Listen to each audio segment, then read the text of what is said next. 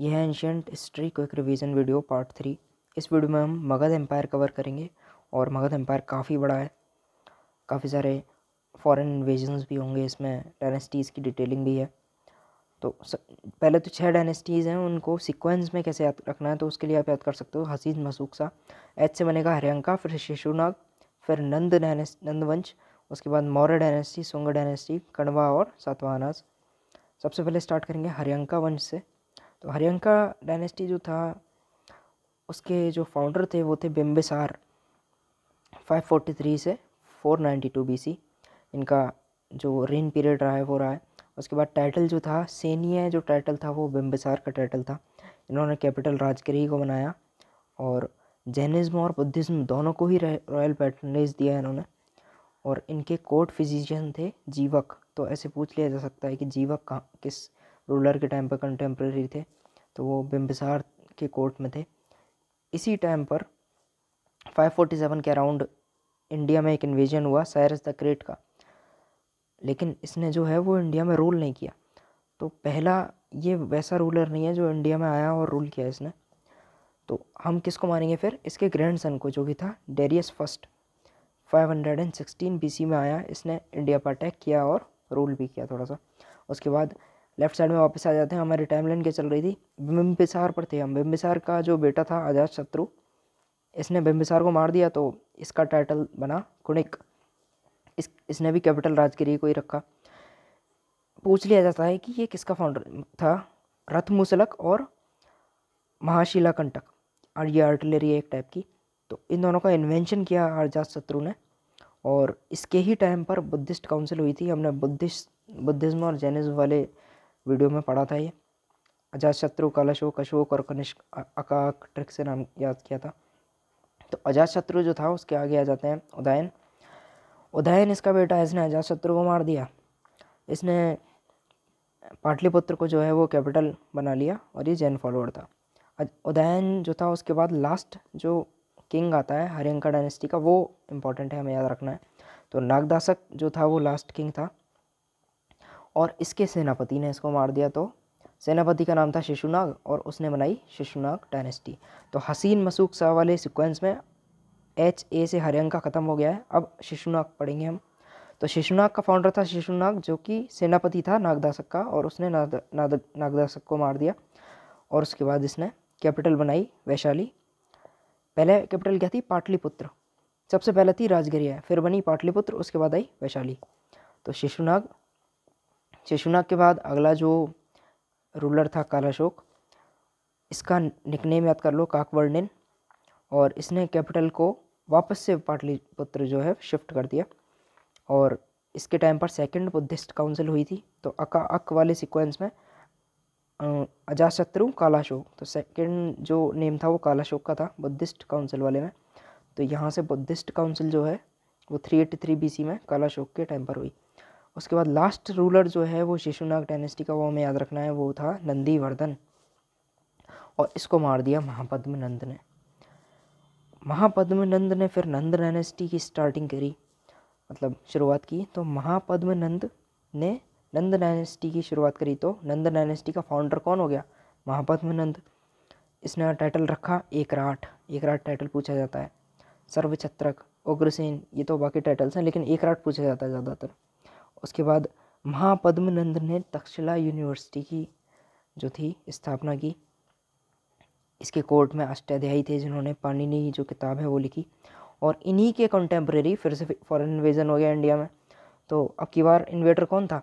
Alexander the great. अब Alexander the great थोड़ा सा ज़्यादा इंपॉर्टेंट है, तो हम इसके बारे में थोड़ी सी डिटेल देख लेते हैं। तो ये मैसेडोनिया में इसका जन्म हुआ। 356 BC में इसके फादर थे फिलिप, और 326 BC में, ये डेट इम्पॉर्टेंट है। तो इसने इंडिया में अटैक किया। और सबसे पहले जो इसका जो युद्ध था वो आम्भी के राजा के साथ, वो गांधार के राजा के साथ हुआ, जो कि आम्भी था। गांधार का राजा आम्भी था उस टाइम पर। तो अलेक्जेंडर ने उसको हरा दिया 326 BC में।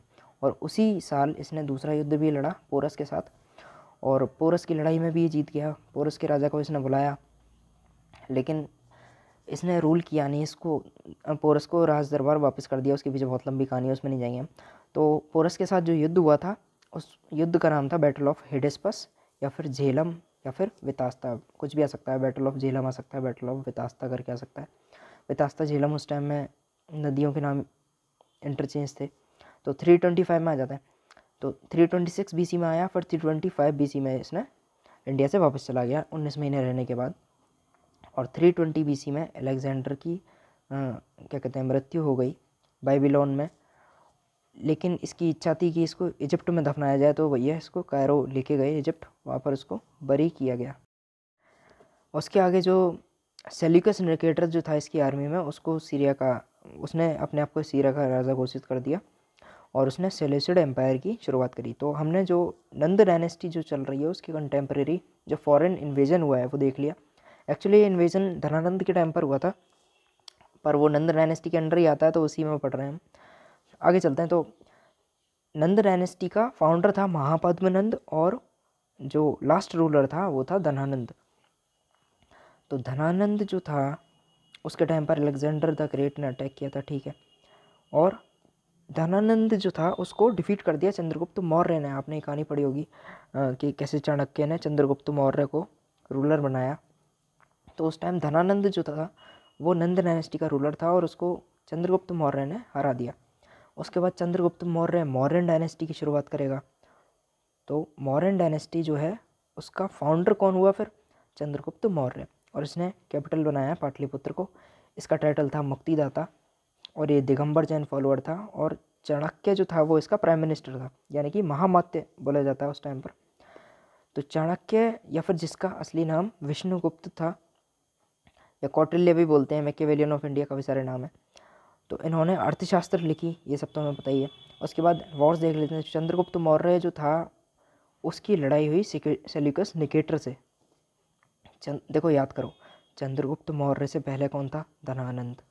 धनानंद की लड़ाई तो नहीं हुई, धनानंद के कंटेम्प्रेरी था अलेक्जेंडर द ग्रेट। फिर उसके बाद आएगा चंद्रगुप्त मौर्य। चंद्रगुप्त मौर्य के कंटेम्प्रेरी था सेल्यूकस निकेटर। ओके, तो चंद्रगुप्त मौर्य की लड़ाई हुई सेल्यूकस निकेटर से, और चंद्रगुप्त मौर्य ने हरा दिया सेल्यूकस निकेटर को। अब सेल्यूकस निकेटर को हरा दिया, तो सेल्यूकस निकेटर की जो बेटी थी हेलेना, उसने अपनी बेटी को आगे कर दिया बचाने के लिए। तो चंद्रगुप्त मौर्य की शादी हो गई हेलेना से, और चंद्रगुप्त मौर्य की एक पहले से वाइफ थी दुर्धना करके।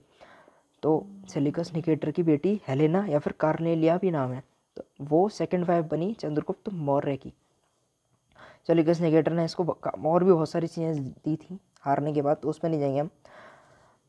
तो दुधना जो थी सॉरी, उसका बेटा हुआ बिंदुसार, और उसकी वाइफ थी सुभद्रगी, और बिंदुसार का जो बेटा हुआ वो था अशोक। टाइमलाइन समझनी जरूरी है ना। चंद्रगुप्त मौर्य का बेटा बिंदुसार, उसका बेटा अशोक। तो सेल्यूकस निकेटर ने एक एम्बेसडर भेजा था चंद्रगुप्त मौर्य के कोर्ट में, उसका नाम था मेगास्थनीज। तो चंद्रगुप्त मौर्य का एम और मेगास्थनीज का एम मैच कर रहा, तो आप यहाँ से याद कर सकते हो। तो इसने मेगास्थनीज ने इंडिका नाम की पुस्तक लिखी। उसके बाद आगे चलते हैं। तो चंद्रगुप्त मौर्य जो था उसको जैनिज्म में कन्वर्ट कर दिया। किसने? भद्रबाहु ने। ये डायरेक्ट क्वेश्चन आता है, तो ऐसे याद कर लो कि भद्रबाहु जो था वो एक जैन फॉलोअर था, जैन स्कॉलर, और उसने चंद्रगुप्त मौर्य को जैन फॉलोअर में कन्वर्ट कर दिया। उसके बाद चलते हैं आगे। चंद्रगुप्त मौर्य के ही शासनकाल में सुदर्शन लेक का निर्माण करवाया था पुष्यगुप्त वैश्य ने। तो ये भी क्वेश्चन डायरेक्ट पूछा जा सकता है कि सुदर्शन लेक का निर्माण किसने करवाया, किसके कंटेम्प्रेरी था। वैसे सुदर्शन लेक इंपॉर्टेंट है, काफ़ी लोगों ने फिर इसका रिनोवेशन भी करवाया, आगे देखेंगे। तो 298 बीसी में चंद्रगुप्त मौर्य जो हैं वो श्रावण बेलगोला चले गए, एंड ही डाइड देयर। उसके बाद कुछ इंपॉर्टेंट चीज़ें जैसे सेंड्रोकोटस और एंड्रोकोटस किसको बोला जाता है? तो सेंड्रोकोटस बोला जाता है चंद्रगुप्त मौर्य को, और सेंड्रोकोक्टस बोला जाता है बिंदुसार को। ये ग्रीक नेम्स हैं। तो सेंड्रोकोटस बोला जाता है चंद्रगुप्त मौर्य को, और सेंड्रोकोक्टस बोला जाता है बिंदुसार को। तो चंद्रगुप्त मौर्य के जो अगला रूलर है वो है बिंदुसार, और इसका टाइटल है अमित्रघात। इसको सेंड्रोकोक्टस या एंड्रोकोक्टस बोला जाता है। उसके बाद आगे चलते हैं। तो महामात्य यानी कि प्राइम मिनिस्टर इसके टाइम पर चाणक्य थे, चाणक्य बूढ़े हो चुके होंगे, तो उनके अगले बने फिर खलाटका और उसके बाद राधागुप्त। और क्या कहते हैं, इसी टाइम पर तक्षशिला यूनिवर्सिटी में एक रिबेल छिड़ गया। तो हमने याद किया था कि तक्षशिला यूनिवर्सिटी जो है वो महापद्म नंद ने क्रिएट करवाई थी, फाउंड की थी, जो कि नंद डायनेस्टी के फाउंडर थे। तो इसी तक्षशिला में एक रिबेल हुआ बिंदुसार के टाइम पर। बिंदुसार ने भेजा पहले सुसीम और सुमन को, तो इनसे जो था वो रिबेल संभला नहीं। फिर उसके बाद गया अशोक ने वहाँ के सब लोगों को मार दिया, तो रिबेल जो है वो सप्रेस हो गया। उसके बाद आगे चलते हैं, तो सेल्यूकस निकेटर जो था उसका बेटा था एंटियोकस, और एंटियोकस ने भेजा डायमेचुस को एज ए एम्बेसडर बिंदुसार की कोर्ट में। तो ये याद करना कि बिंदुसार की कोर्ट में कौन आया था, डायमेचुस, और चंद्रगुप्त मौर्य के कोर्ट में कौन आया था, एम से नाम था याद करो, मेगास्थनीज। तो 273 बीसी में बिंदुसार जो है वो मर गया, कहानी ख़त्म। आगे चलते हैं। फिर बिंदुसार का बेटा अशोक, तो अशोक का जन्म हुआ, अब देखो यहाँ डेट याद करनी ज़रूरी है, तो 304 बीसी में अशोक का जन्म हुआ पाटलिपुत्र में। उसके बाद 4 साल की सिविल वॉर हुई, इसकी 99 भाइयों को मार दिया इसने। 273 बीसी से 269 बीसी तक ये वॉर चली। उसके बाद 269 बीसी में इसने अपना कोरोनेशन करवा लिया। उसके 8 साल के बाद इसने कलिंग का युद्ध लड़ा, अशोका वर्सेस करुवाकी, जो कि कलिंग की प्रिंसेस थी। तो अशोक ने करुवाकी को हरा दिया। उसके बाद थोड़ा पास्ट में चलेगी स्टोरी, तो देखो हुआ क्या था, कलिंग के युद्ध में हुआ क्या था। कलिंग का जो एरिया था ना, वहाँ पर एक रूलर था नंदराज, छेदी डायनेस्टी से बिलोंग करता था वो, और वो अशोक के अंडर ही रूल कर रहा था वहाँ पर। तो वहाँ के लोगों ने विद्रोह किया और नंदराज को मार दिया। उसके बाद उसकी बेटी जो थी, जो कि प्रिंसेस ऑफ कलिंगा बनी बाद में, तो उसने रूल करना स्टार्ट कर दिया। पर अशोक ने वहाँ लड़ाई लड़ी और वहाँ से उसको छीन लिया। उसके आगे चलते हैं, तो फिर क्या हुआ, फिर इसने कारोवाकी से शादी कर ली थी, उसे बाद में पढ़ेंगे चलो। तो बौद्ध स्कॉलर था एक उपगुप्त, तो अशोक को कन्वर्ट कर दिया उसने बुद्धिज़्म में। तो देखो चंद्रगुप्त मौर्य जो थे उसको जैनिज़्म में कन्वर्ट किया गया, फिर अशोक को वापस से बुद्धिज़्म में कन्वर्ट कर दिया गया। फिर आगे चलते हैं, तो अशोक की शादी हो गई करुवाकी से। फिर उसके बाद अशोक ने धम्म महामंत्र फाउंड किए, यानी कि कुछ ऑफिसर्स थे रिलीजियस ऑफिसर्स। कलिंग के युद्ध के बाद अशोक जो कन्वर्ट हुआ बुद्धिज़्म में, तो उसने बुद्धिज़्म को फैलाना स्टार्ट कर दिया। तो ही फाउंडेड महामंत्रास, जो कि रिलीजियस ऑफिसर्स थे जो प्रीच करते थे बुद्धिज़्म को, शांति वगैरह के दूत थे। उसके बाद आगे चलते हैं, तो यहाँ थोड़ा सा फैमिली ट्री देखते हैं। अब तक हम पढ़ चुके हैं कि चंद्रगुप्त मौर्य जो था उसकी शादी हो गई थी हेलेना से, जो कि सेल्यूकस निकेटर की बेटी थी, और दुर्धना एक वाइफ थी चंद्रगुप्त मौर्य की पहले से। उसका बेटा था बिंदुसार और उसकी वाइफ थी सुभद्रा की, और फिर बिंदुसार का बेटा हुआ अशोक। अब अशोक की काफ़ी सारी पत्नियां थीं, तो जो इम्पोर्टेंट है 5 थी शायद वाइफ, मेरे को एक्चुअली याद नहीं है ढंग से, पर हम 3 के बारे में डिस्कस करेंगे क्योंकि यही इंपॉर्टेंट है आगे की स्टोरी समझने के लिए। तो फर्स्ट वाइफ थी देवी, फिर कारुवाकी और फिर पद्मावती। तो हुआ क्या था कि देवी जो थी उसका बेटा था महेंद्र और बेटी थी संघमित्र। तो इन दोनों को तो अशोक ने प्रीच करने के लिए, बुद्धिज्म प्रीच करने के लिए एज ए मॉन्क भेज दिया श्रीलंका। तो ये तो रूल करेंगे नहीं, तो इनकी पिक्चर हटा दो। उसके बाद करुवाकी में आ जाओ। करुवाकी का बेटा था तिवाला, जो कि मर गया। उसके बाद आगे चलते हैं पद्मावती। तो पद्मावती जो थी उसका बेटा था कुणाल। तो कुणाल को अंधा कर दिया गया था, मतलब अंधा नहीं था ये, अंधा बना दिया इसको ताकि ये रूल ना कर पाए, है ना। फिर उसके बाद उसका बेटा था संप्रीति और उसका भाई था दशरथ मौर्य। तो संप्रीति छोटा था, दशरथ मौर्य को फिर रूलर बनाया। तो ये चला है अगला। फिर आगे दशरथ मौर्य रूलर बन गया। उसके आगे की स्टोरी देखते हैं। तो पहले बीच में ये नोट लिखा हुआ है, तो अशोक का जो पिलर था वो 1750 में फादर टी फेंथलियर के द्वारा न्यू दिल्ली में फाउंड किया गया। ओके। उसके बाद 1837 में जेम्स प्रिंसेप ने जो अशोक के पिलर्स थे, इंस्क्रिप्शंस थे, उनको डिसाइफर किया। ये डायरेक्ट क्वेश्चन आ चुके हैं इसलिए लिखा हुआ है मैंने ऐसे। और प्राकृत लैंग्वेज यूज़ हुई है, जो अशोक के स्क्रिप्ट हैं उनमें प्राकृत लैंग्वेज का यूज़ हुआ है। और इसमें 4 स्क्रिप्ट्स हैं। तो 4 स्क्रिप्ट्स या फिर 4 लिपि जो हैं वो है ब्राह्मी लिपि, खरोष्टी, फिर आर्मेक और ग्रीक। उसके बाद ये तो ज़्यादा काम का नहीं है। हाँ, पिलर्स पे आ जाते हैं। तो पिलर्स में अकबर, समुद्रगुप्त, हर्षवर्धन, जहांगीर और अशोक 5 राजाओं ने एक ही पिलर पर लिखवाया है। कौन सा पिलर है वो? इलाहाबाद का पिलर। उसके बाद लायन पिलर है सारनाथ में, और हमारा जो नेशनल एम्बलम है वो भी यहीं से लिया गया है।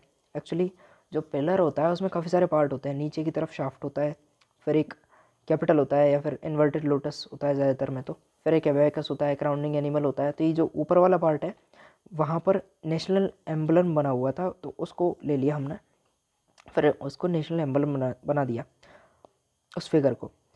उसके बाद आगे चलते हैं। तो कलिंग वॉर जो है वो 13th रॉक एडिक्ट में मैंशनड है, ये भी आ चुका है प्रीवियस ईयर में। उसके बाद काफ़ी सारे स्तूपा बनवाए थे अशोक ने। तो सांची स्तूप काफ़ी फेमस है। तो सांची स्तूप जो है वो रायसेन डिस्ट्रिक्ट मध्य प्रदेश में है, और 1989 में यूनेस्को वर्ल्ड हेरिटेज साइट बना दिया इसको। तो सांची स्तूप रायसेन डिस्ट्रिक्ट मध्य प्रदेश में अशोक के द्वारा बनवाया गया। उसके बाद 4 केव इंस्क्रिप्शंस हैं जो कि बारवारा हिल्स में हैं। चारों के नाम क्या हैं? कर्ण चौपार, सुदामा, लोमेश और विश्व झोपड़ी। ये 4 इंस्क्रिप्शंस हैं, केव इंस्क्रिप्शंस अशोक के द्वारा। फिर उसके बाद हमने फैमिली ट्री पढ़ा था। तो फैमिली ट्री में सबसे लास्ट में हम दशरथ मौर्य पे आकर रुक गए थे।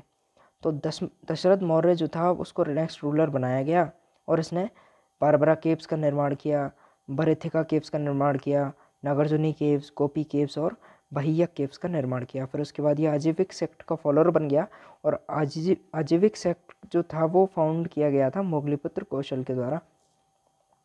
उसके बाद नेक्स्ट रूलर जो बनेगा वो बनेगा बृहद्रथ, और बृहद्रथ जो है वो लास्ट रूलर बनेगा, उसको मार देगा पुष्यमित्र शुंग।